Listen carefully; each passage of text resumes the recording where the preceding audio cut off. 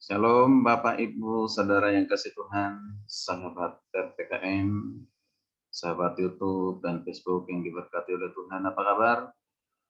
Saya percaya semua kita disertai dan diberkati oleh Tuhan. Maka kita ada sampai saat ini, kita masih bisa bernapas, diberikan kehidupan, itu semua karena kasih karunia Tuhan. Patutlah kita bersyukur kepadanya, tetap setia kepadanya. Haleluya, haleluya. Saya pendeta terus putar-putar menyapa Bapak Ibu Saudara kasih Tuhan. Salam dalam kasih Kristus Yesus Tuhan kita. Mari kita bersama-sama akan melanjutkan renungan pengajaran kata Ros Ministry, yaitu mengenal Tuhan dalam karyanya. Mengenal Tuhan dalam karyanya. Sudah 3 sesi yang kita bersama-sama telah diberkati dengan kebenaran firman Tuhan. Mengenal Tuhan dalam karyanya yang pertama, yaitu kelahiran Yesus Kristus, kematian Yesus Kristus, dan kebangkitan Yesus Kristus. Maka akan kita lanjutkan karya Allah yang keempat, itu kenaikan Yesus Kristus. Kenaikan Yesus Kristus ke surga. Haleluya, puji Tuhan. Sebelumnya kita berdoa. Bapa Surgawi, di dalam nama Yesus, Tuhan kami yang hidup, yang berkuasa di bumi dan di surga. Kalau juru selamat kami, kalau jalan kebenaran dan hidup. Tidak seorang pun datang kepada Bapa kalau tidak melalui Yesus Kristus. Puji Tuhan, kami bersyukur Tuhan atas segala keselamatan yang Tuhan karuniakan kepada kami. Dan saat ini kami rindu kembali diberkati dengan kebenaran firman-Mu. Buka hati dan pikiran kami supaya kami mengerti kehendak Tuhan. Dengan mengenal Tuhan dalam setiap karya-Mu, maka kami pun mengerti apa kehendak-Mu, rencana-Mu. Roh Kudus, pimpin kami supaya oleh mengerti akan kebenaran firman. Kami tinggal di dalamnya, mengubah kehidupan kami, akan membagikannya kepada orang lain. Berfirmanlah Engkau Tuhan, karena kami telah siap mendengar. Dalam nama Yesus kami berdoa. Haleluya, haleluya, haleluya. Amin. Bapak Ibu saudara kasih Tuhan, saya akan baca firman Tuhan yang diambil dari Kisah Para Rasul 1 ayat 8 sampai 11. Kisah Para Rasul 1 ayat 8 sampai 11 berkata demikian. Tetapi kamu akan menerima kuasa kalau Roh Kudus turun ke atas kamu, dan kamu akan menjadi saksiku di Yerusalem dan di seluruh Yudea dan Samaria dan sampai ke ujung bumi. Sesudah ia mengatakan demikian, terangkatlah ia disaksikan oleh mereka. Terangkatlah Yesus disaksikan oleh mereka, oleh murid-muridnya. Dan awan menutupinya dari pandangan mereka. Ketika mereka sedang menatap ke langit, waktu ia naik itu, tiba-tiba berdirilah 2 orang berpakaian putih dekat mereka. Dan berkata kepada mereka, hai orang-orang Galilea, mengapakah kamu berdiri melihat ke langit? Yesus ini yang terangkat ke surga, Yesus ini yang terangkat ke surga, meninggalkan kamu, akan datang kembali dengan cara yang sama seperti kamu melihat dia naik ke surga. Puji Tuhan. Bapak Ibu saudara kasih Tuhan, mengenal Tuhan dalam karyanya, tentunya yang selanjutnya yaitu kita harus memahami tentang kenaikan Yesus Kristus. Jadi Yesus bukan saja datang lahir di dunia ini, menyerahkan hidupnya, mati di kayu salib, dan dia hari ketiga bangkit. Yesus bangkit dari kematian, mengalahkan maut dan memberikan kemenangan. Tetapi Yesus juga telah naik ke surga. Haleluya, puji Tuhan. Ada bersama dengan Bapa. Dan Yesus yang setelah naik ke surga itu, tadi Alkitab sudah mengatakan dia yang telah terangkat ke surga. Terangkat ke surga disaksikan oleh orang-orang Galilea, disaksikan oleh murid-muridnya. Dan Alkitab katakan bahwa dia akan datang kembali dengan cara yang sama. Bapak Ibu saudara Tuhan, jadi karya Allah yang keempat itu kenaikan Tuhan Yesus ke surga. Kenaikan Tuhan Yesus ke surga. Kenaikan Tuhan Yesus meninggalkan bumi ini sebagaimana diceritakan pada Kisah Para Rasul yang sudah kita baca tadi. Kisah Para Rasul 1 ayat 1 sampai ke 11 bahkan sampai 12. Ini sengaja di ayat ini menekankan yaitu melalui kesaksian malaikat. kesaksian malaikat, Tuhan Yesus yang sudah bangkit dari antara orang mati. Dan selama 40 hari berada di tengah-tengah para murid sambil mengajar dan membuktikan kebangkitannya adalah Yesus yang sama. Yesus yang juga yang telah naik ke surga. Ia naik ke surga tidak dengan kereta yang menyala-nyala seperti Elia, tetapi dengan suatu awan yang melenyapkannya dari pandangan para muridnya.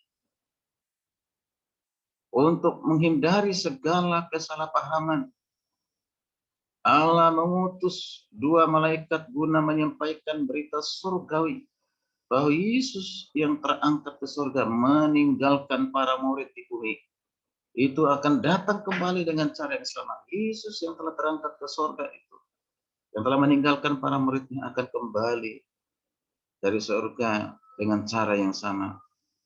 Saudara-saudara yang kasih Tuhan, melalui peristiwa kenaikan Yesus ke surga, Allah mau meyakinkan dunia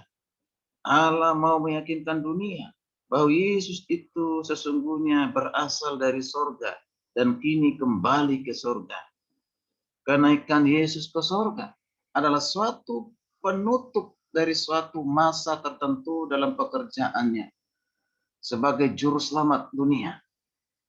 Nah, saudara kasih Tuhan, namun itu juga sekaligus merupakan permulaan dari suatu masa baru, yaitu kehadiran gereja sebagai tubuh Kristus melalui kesaksian para murid dan seluruh orang percaya oleh kuasa dan bimbingan dari Roh Kudus yang telah dicurahkan.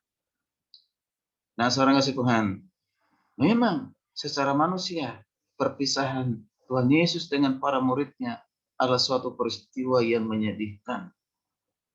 Namun sebagaimana ditekankan oleh Tuhan Yesus dalam peristiwa perpisahan itu, Ia tidak membiarkan mereka sebagai yatim piatu atau sebagai piatu.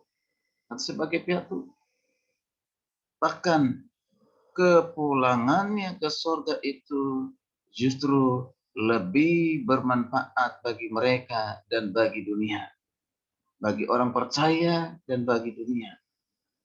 Tanpa keberangkatan Tuhan Yesus ke surga, maka Roh Kudus tidak akan turun, gereja tidak akan berdiri, tempat tidak akan tersedia di surga, dan ia tidak akan kembali ke dunia sebagai pemenang yang akan membawa orang-orang percaya ke surga.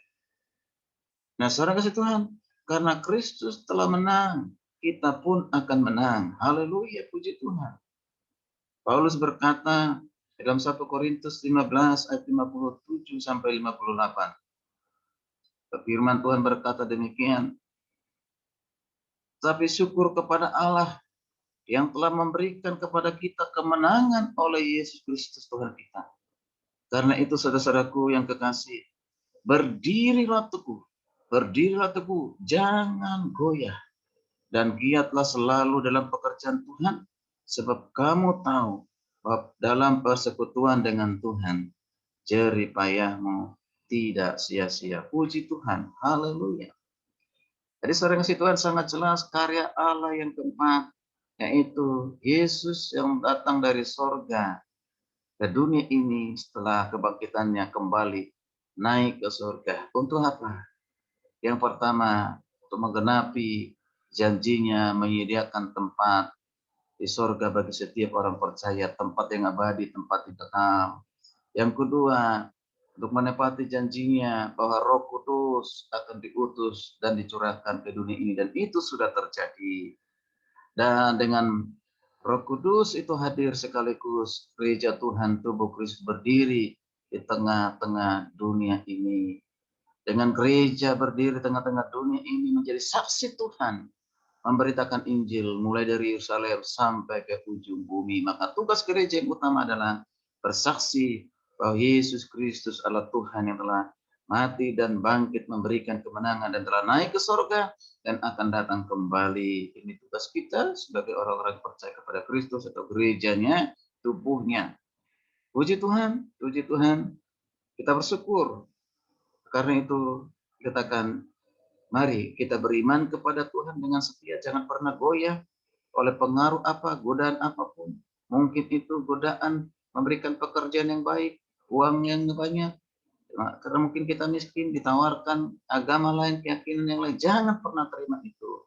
Sebab kemiskinan dan kekayaan itu hanya ada di dunia ini. Tapi ketika kita di sorga, kita sama dengan semua orang percaya yang lain. Mendapatkan tempat yang layak.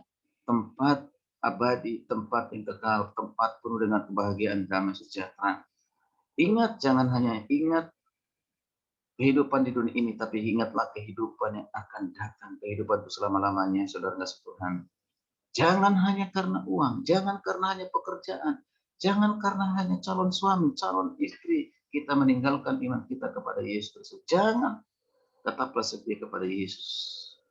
Haleluya, haleluya. Bersaksilah, jangan pernah goyah.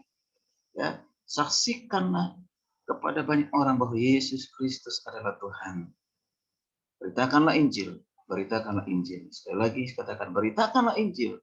Bahwa Yesus telah lahir itu, Yesus telah mati dan bangkit itu, yang telah naik ke surga dan akan datang kembali. Puji Tuhan. Inilah karya Allah yang keempat, yaitu kenaikan Yesus Kristus. Kita akan lanjutkan di renungan berikutnya, yaitu bahwa Yesus pasti datang kembali dalam kemuliaannya. Haleluya, haleluya, puji Tuhan. Silakan Bapak Ibu kasih Tuhan, kita renungan ini memberkati kita, bagikan kepada orang lain sehingga lebih banyak lagi umat Tuhan, orang percaya diberkati. Dan jangan lupa di like, berikan komentar, dan juga sekaligus di subscribe. Puji Tuhan, sampai berjumpa di renungan berikutnya. Salam sejahtera bagi kita semuanya. Tuhan Yesus memberkati. Amin.